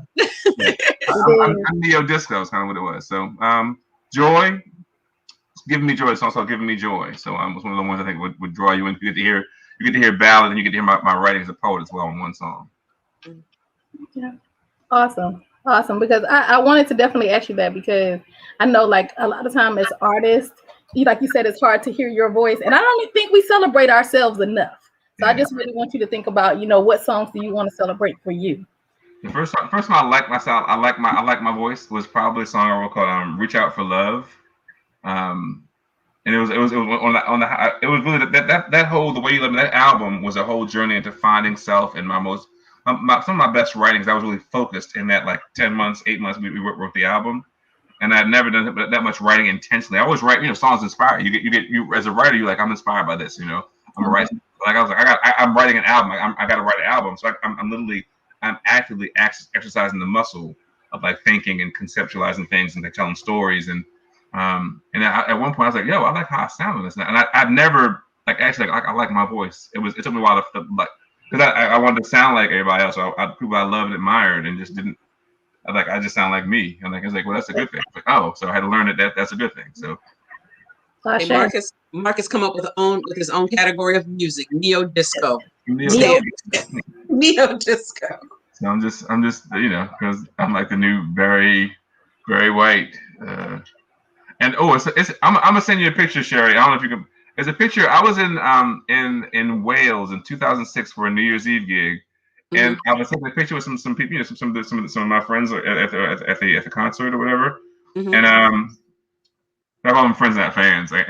And the way I was holding my head and my beard, I look like Barry White in the picture. Like it's weird. It's so weird. I'm like, that is so freaky. I had the beard and I had my locks pulled back in a ponytail, like on that lock. And I'm just doing something. And the way I'm like, I'm gonna say you'll laugh. I'm like, yo, I look like Barry White. It's I'm waiting to see like, that. I'm doing like with the Teddy Pendergrasses and the Luther. They were singing danceable disco stuff, but it was still love songs. I get to write real R&B love songs. I'm just writing them just dancing with it, But that's what I keep saying is that whenever I do events, I keep saying like when I tell people the genre of music I want, like if I have a DJ, danceable R&B. That's what I don't know like exactly what that genre is, but I know I know the music exists. The songs would make us dance. It's a love song. But I'm like, oh, before I let go, it's a love song. Yeah, it is. Kind of but you can't help it. Like it's that thing. So yeah, it's a thing. So okay, I had another. Okay, so you mentioned in your interview that you are often sent for beats or songs to write to. How long does something like that normally take for you? Like your process for that? I mean, it varies. I mean, it's gotten harder in the last year because the last 2 years with the whole feeling stifled creatively and all the restrictions and limits and concerns and anxieties around other stuff going on in the world. But typically, when I'm writing, when I'm really in this, because I got 3 albums in my head at all times. I got songs I've never shared before that I've written in full, but I just haven't shared. But the thing is, they don't always fit. Or I had to learn how to write songs for the masses. For example, Babyface is one of my favorite songwriters. He's a great songwriter. He's a really good song. And it's not that he does complex stuff all the time. He writes hits. But if you listen to Babyface's his own albums, they're a lot deeper musically and lyrically than the catalog that pays for his lifestyle. He'll do an album every 8-10 years, but he writes songs. He can write hits all day. Another song. What's it? I'm trying to think of. I'm hearing Tony Braxton songs. Another great love song working my brain like crazy. He can write these songs all day long, and that, and Boyz II Men stuff. There's no way till the water runs dry. Like, he's writing a lot of other songs, but his stuff is it's just cooler and deeper and it's ridiculous. It's ridiculous. So, but yeah, I had to learn to write songs that were not dumbed down but simplified, so that people who weren't speaking English as a first language would understand. I'm a poet. I'm writing all these beautifully deep and analogies, metaphors. I'm like, no, brother, that's too much. You're making them work too hard. They got this much English, and you want them to sing along with the hook. Let's keep it simple so they can catch it and they can sing along with it. So I had to learn that. Sometimes it's fast. The best songs are the ones that write themselves. but I can write. I've taught myself to write on demand, or on command. I mean, I was going to say I wish I could do that, and then what happened yesterday? Oh, we won't get into that. Ask Nikki gives me a look. And Danielle, okay, so like long story short, for everybody writing, I don't know what happened. I had a poem prompt in my head for the longest time. And yeah, this is our channel. I can cuss. The prompt was America is a fuckboy, that works, that really bad boyfriend. Mm-hmm. Yeah, that was the poem. Like, that was the poem that was just in my head. I think it's going to be a series now because there's another one I need to write.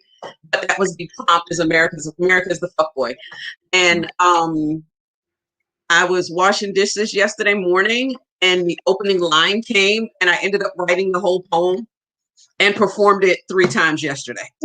Okay, right. There it is. Yeah. And it literally just spit out my mouth. I know too. What was the 3? You did 3 events yesterday? Okay, so I ended up performing it twice at in Alexandria, and then I went up to Busboys, Baltimore. Okay, gotcha. Yeah, but that was actually performing in front of other people besides letting other people hear it. Like, is this actually good? Like, is this actually something? And everybody that heard it yesterday morning was like, yeah, that's actually really dope the way you did that.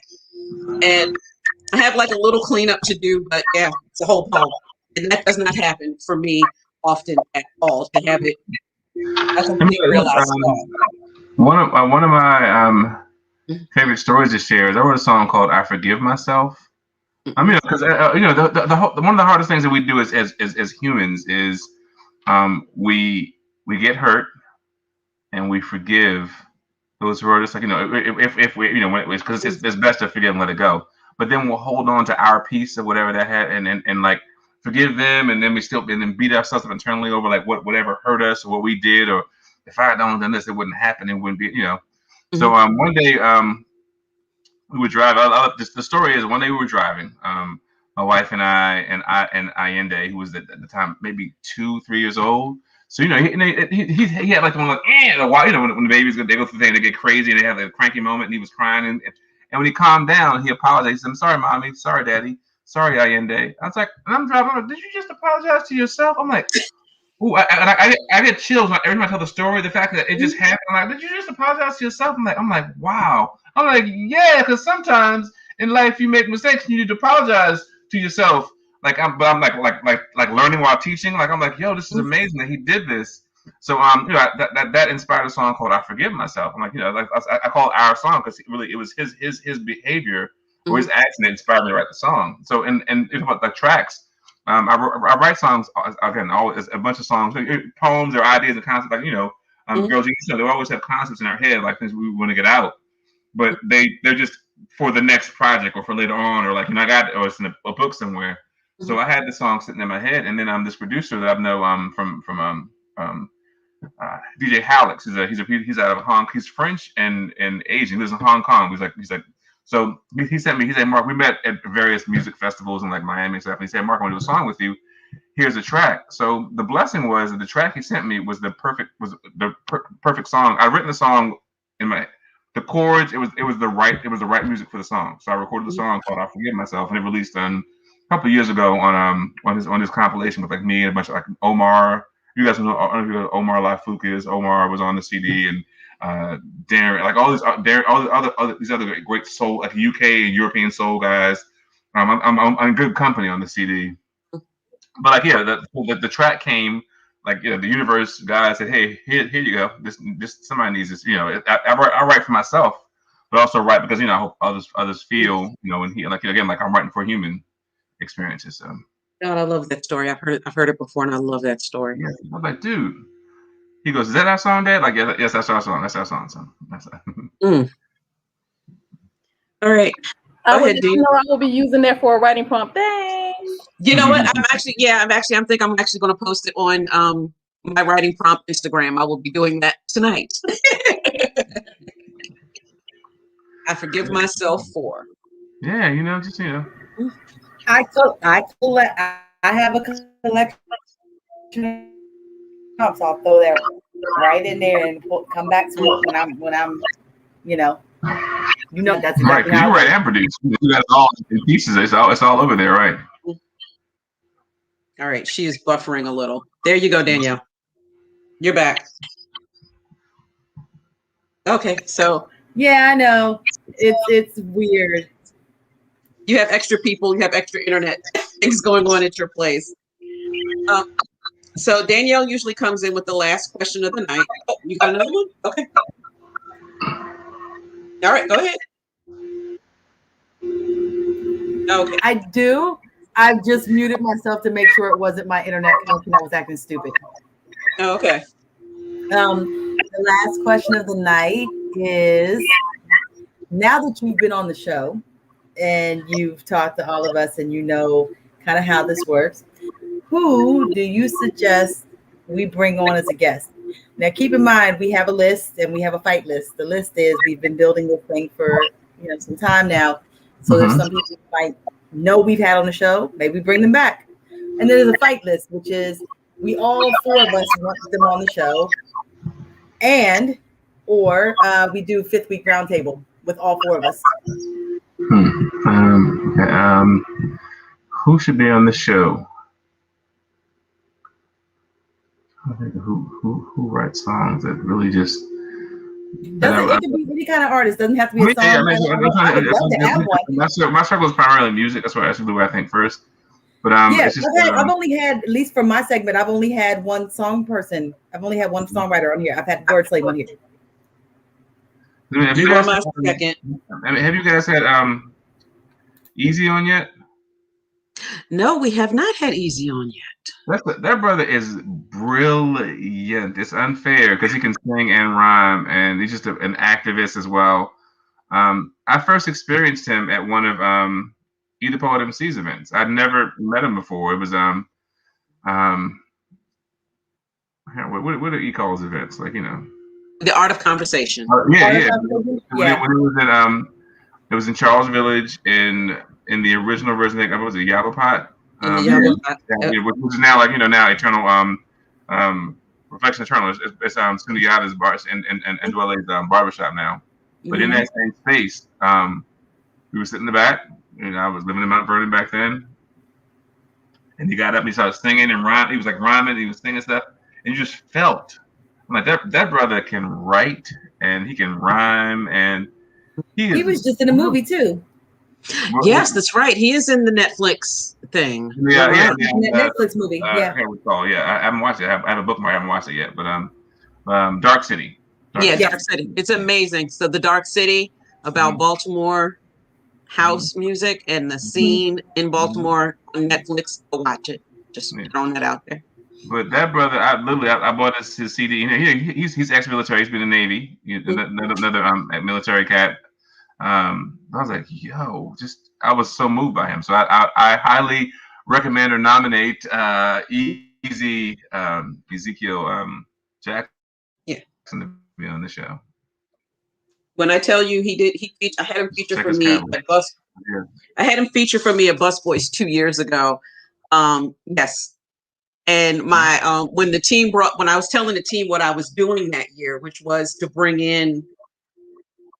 I wanted to bring in an artist that kind of represented everything that we do, everybody that comes to the open mic at Busboys. So that year I featured a comedian, I featured a singer, I featured a hip hop artist, and he was my hip hop artist. When he first came in, the staff was kind of like, Sherri, what is going on? Because, he set up his music and everything. I'm like, don't worry about it. I got it. By the time he left, by the time it was over, the staff was like, yes. You bring the band with him? Did he have the band? No, it was just him. Okay, it was just him. He had his music on his compuper, and he did the whole set. It was an amazing set. So like I bought his first CD that night, and it was like, man, you remember back when you had the CDs, the stack of CDs in the little spool thing. He had a stack of them like that. Like, I guess he produced them like they were the spooled or sleeved. I remember bought it and I was like, it's a song called Dilapidated Buildings about like Baltimore scene, but it's just his writing is brilliant. It was like, he had a whole rock band. So it was that whole hip hop rock thing. It was like, that roots type vibe where it was the full band and it was more rock edgy, and it was great hat. Yes, please. I just let me know. I'm I'm trying to support and watch, or watch it whenever I can, however I can. Yeah, I've definitely seen him do the full set I actually have pictures of it somewhere. So it's not behind me, although it probably should be, but I have a wall of artist pictures in my house. Yours is in there, Sherri, Kaniki, all you guys are in there. And I have one of Easy Jackson. It's a really dope picture. And behind him is the band. And I want to say it was taken at Alex's, I think it's Bolton Hill. Okay. I want to say the pictures from Bolton Hill. I saw his full band at Artscape, and to know him as a hip hop artist and to see him do this more rock rap thing, it's mind blowing. Right. You're right, Easy Jackson. That'll happen soon. I think that's gonna happen really soon. He's Emmanuel's. They're a very musical family. They're all just like smart. They're like faith based, but like hip hop. They're open as well. It's beautiful. So everyone, ladies, let's give the round of applause for Mr. Evans that the audience would be giving him if they were here with us. Thank you. No, thank you guys for having me. This is amazing. Thank you. Thank you for taking the time for being with us here this evening on Sunday evening. Again, if you want to follow Marc Evans on all social media, it's right here at the top of the screen, his Instagram and his Facebook fan page. Go ahead, follow him there. If you want to, support Marc financially, his Cash App is there you go, scrolling across the bottom of the screen. If you didn't watch the full interview, you couldn't make it. The stream on Facebook and on YouTube will be up for a little while, so go back and catch them. Slowly over the next couple of weeks, we will be releasing some of our older episodes. We are making some things happen, and we have a Patreon happening. We're releasing clips on YouTube. If you want to see the full interview, you have to join our Patreon. But we have a backlog of probably about 40 interviews? More than that. Yeah. And we have a podcast coming soon with the interviews. Yes. So we have so much coming. So so find us and support us on all social media, everywhere you can find us at Keep the Mic On. We will be back next Sunday. And Ms. Kaniki Jakarta is hosting, and who is featuring? The one, the only, Godchild, the Omen, who rules, I would say, the 757. So if you don't know Godchild, you don't know the 757. So join us back here, same time, 7 p.m. next Sunday. Everyone, please stay safe, wash your hands, and we will see you all soon. Good night. God bless.